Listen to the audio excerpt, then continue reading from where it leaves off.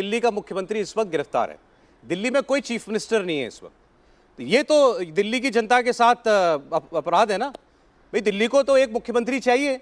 अब मुख्यमंत्री नहीं इस्तीफा दे रहा है या अपनी जगह किसी और को नहीं मुख्यमंत्री बना रहा है, तो आप कुछ करेंगे पर केंद्र कुछ करेगा। दिल्ली हेडलेस थोड़ी रह सकती है, दिल्ली की सरकार हेडलेस थोड़ी रह सकती है।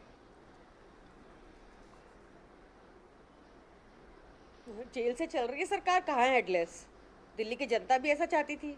नहीं मैम, कौन सी फाइलें साइन कर रहे हैं अरविंद केजरीवाल, कौन सी कैबिनेट की बैठकें हो रही हैं, कौन से दस्तखत करके कागज वो निकाल रहे हैं? ऐसे ना कहें कि दिल्ली की सरकार चल रही है जेल से। मेरा सवाल इनसे है, वो नहीं इस्तीफा देते, आप क्या कर सकते हैं, केंद्र क्या कर सकता है इसमें? अजय जी, मैं आऊंगा प्रियंका जी, इनकी बारी जवाब देने की। अजय आलो। देखिए, केंद्र क्या करेगा, सरकार क्या करेगी, उस पर एलजी ने आज उनका बयान आया है कि दिल्ली की सरकार जेल से नहीं चलने देंगे। वो तमाम संवैधानिक पहलू देख रहे हैं और ये मसला एलजी को और फिर आगे गृह मंत्रालय से बात करके जो भी निर्णय लेना होगा वो लेंगे, उचित निर्णय ले लेंगे। लेकिन एक बात सच्चाई है कि राजनीतिक पहलू से देखिए तो ये भारतीय राजनीति के लिए सबसे शर्मनाक पहल है।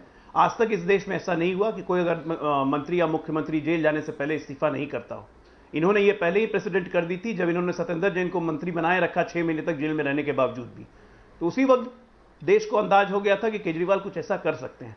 लेकिन ये सबसे शर्मनाक पहलू और घृणित पहलू है भारतीय राजनीति का, और ये काले धब्बों में लिखा जाएगा। भारतीय राजनीति हमेशा शुचिता से चली है, चाहे कोई भी पार्टी रही हो, चाहे कांग्रेस पार्टी रही हो, बीजेपी रही हो, लेफ्ट रही हो, कोई हो, शुचिता का पालन सबने किया है। इस पार्टी ने इस शुचिता को भी ध्वस्त कर दिया। ठीक है, कड़ियाल साहब आप ही बता दें मुझे, मुमकिन है क्या कि दिल्ली की सरकार मुख्यमंत्री के बगैर हो?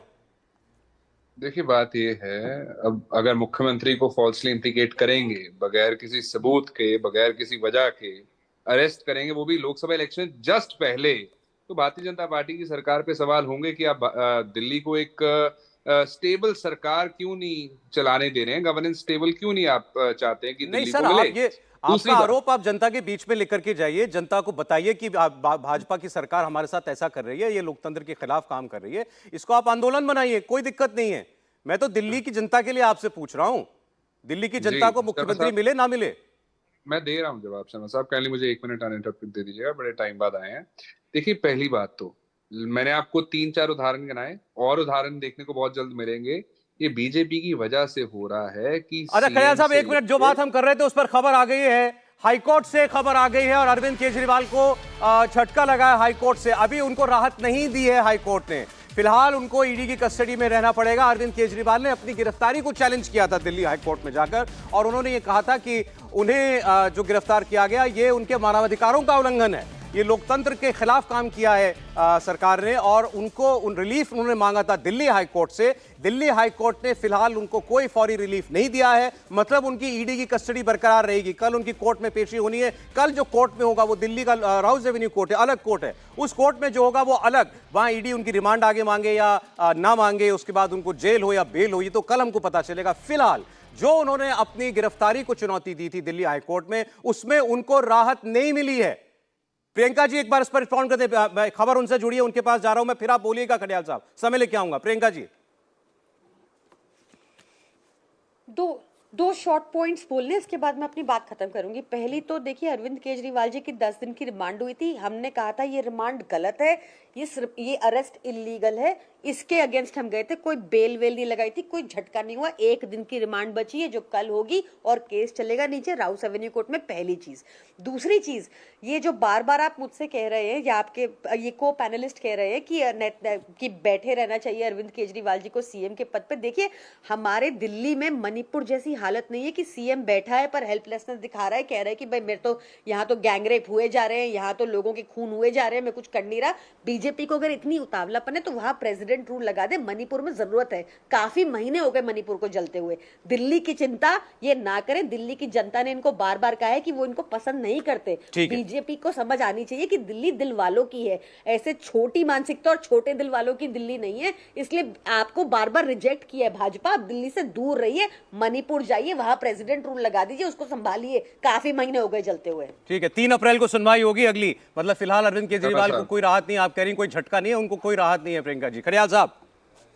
शर्मा साहब, देखिए, एक तो भारतीय जनता पार्टी ये बताए कि केजरीवाल साहब को नामजद क्यों नहीं किया गया एफआईआर में, नंबर 2 उनके खिलाफ सबूत क्या है, नंबर 3 जो डिले है, बहुत मैसिव, बहुत बड़ा डिले है शर्मा साहब, मैंने अपनी खुद की वकालत में, और जितने लॉयर्स आप किसी को भी पूछेगा, हमने डिले देखी है, दिनों की, हफ्तों की, महीनों की भी देखी होगी, लेकिन 3 साल की डिले ये हमने नहीं देखी।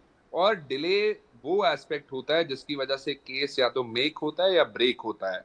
और आप देखेंगे कि भारतीय जनता पार्टी की सरकार को जवाब लोग भी देंगे, लोगों की कचहरी भी देगी, और कचहरी भी देगी, देश की सबसे बड़ी अदालत भी देगी। दूसरी बात, भारतीय जनता पार्टी एक तरफ कहती है कि ईडी एक सेपरेट एंटिटी है, तो भारतीय जनता पार्टी यहाँ पे ईडी के एक्शन को डिफेंड क्यों कर रही है?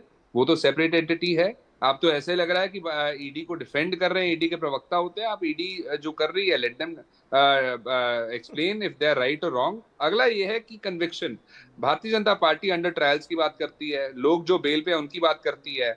इनके इकलौते मिजोरम के जो एमएलए थे उनको सजा सुनाई गई है, कन्विक्ट हुए हैं करप्शन के मामले में। फॉर्मर प्रेसिडेंट बंगारू लक्ष्मण हुए हैं कन्विक्ट मामले में, और बहुत सारे होने वाले हैं। फिर भारतीय जनता पार्टी ने वॉशिंग मशीन कौन से देश से मंगवाई है शर्मा साहब? ये भाजपा से पूछ के काइंडली बता जरूर दीजिएगा, कौन से प्लैनेट से सर्फ एक्सेल अच्छा सर, मंगवाया ठीक है। है? जो शुभेंदु अधिकारी, मुकुल रॉय, नारायण राणे, हेमंता बिस्वा शर्मा जैसे लीडर्स जिनके खिलाफ केस चल रहे होते हैं। अरे जवाब में जैसे जरा बीजेपी वाजपेयी जी से आके जवाब ले सारे लूं के आपकी बातों का। साथ आपने कहा अरविंद केजरीवाल के खिलाफ कौन सी एफआईआर है, अरविंद केजरीवाल कहां नामजद हैं, अरविंद केजरीवाल के खिलाफ सबूत क्या है, ये बताइए। और ये 3 साल का डिले क्यों है, बताइए वाजपेयी जी, टाइमिंग भी। देखिए ऐसा है, हम ये भी वकील हैं, हम लोग भी वकील हैं, तो हम लोग तो सहमत होते ही नहीं। लेकिन इस्टेब्लिश्ड लॉ ये है कि क्राइम में एफआईआर में नाम होना जरूरी नहीं है। इन्वेस्टिगेशन में अगर कोई किसी की इन्वॉल्वमेंट पाई जाती है तो उसको अरेस्ट करते हैं, उसके खिलाफ एविडेंस मिलता है, तब चार्जशीट फाइल होती है, तब ट्रायल चलता है, तब कन्विक्शन होती है। संजय सिंह ने भी यही किया था, जो हाई कोर्ट में आज इन्होंने जो विजिट लगाई है। एक सेकेंड, फिर बीच में बोलने लगते हो आप, सुन नहीं सकते क्या? बोलिए। आज भी हाई कोर्ट में जैसे अरविंद केजरीवाल ने रेड पिटीशन फाइल की है, ऐसे ही संजय सिंह ने भी फाइल किया था। उन्होंने भी अरेस्ट को चैलेंज किया था, उन्होंने भी यही कहा था, सेम आर्ग्यूमेंट। आज भी 4 घंटे आर्ग्यूमेंट है, क्या रिजल्ट निकला? सुप्रीम कोर्ट तक संजय सिंह भी गए थे, कहीं कुछ नहीं बना। और ये अभी कविता भी गई थी सुप्रीम कोर्ट तक, क्या निकला? तो इन चीजों में कोई तथ्य नहीं है, अच्छा सर, कोई लीगल सपोर्ट नहीं है, भ्रष्टाचार किया है। एक ही ऑप्शन है कि कोर्ट इनको बेल देगी। वो बेल कब देगी? वो 2 साल लगे, साल भर लगे, बाकी प्रेसिडेंट है कि बेल इतनी आसानी से पीएमएलए में नहीं मिला करती है। और एविडेंस इनके खिलाफ काफी है। अप्रूवर के स्टेटमेंट है, गोवा में जो 48 करोड़ रुपया डिस्ट्रीब्यूट किया चुनाव में, वो सारे चैट हैं, सारे ट्रांसफर के नोट्स हैं, सब चीजें इनके खिलाफ हैं। और इससे पहले हाईकोर्ट ने वो एग्जामिन चले सर, ठीक है। अब देखिए, हाईकोर्ट ने फिलहाल तो अरविंद केजरीवाल को राहत नहीं दी है। 3 अप्रैल को उनकी इस याचिका पर कि उनकी गिरफ्तारी इलीगल है, सुनवाई होगी, ईडी भी जवाब देगी। लेकिन कल बड़ा दिन है, कल अरविंद केजरीवाल को ईडी कस्टडी खत्म होने के बाद कोर्ट में पेश किया जाएगा। वहां अरविंद केजरीवाल कौन सा खुलासा करेंगे, जो उनकी पत्नी सुनीता केजरीवाल जी ने दावा किया है।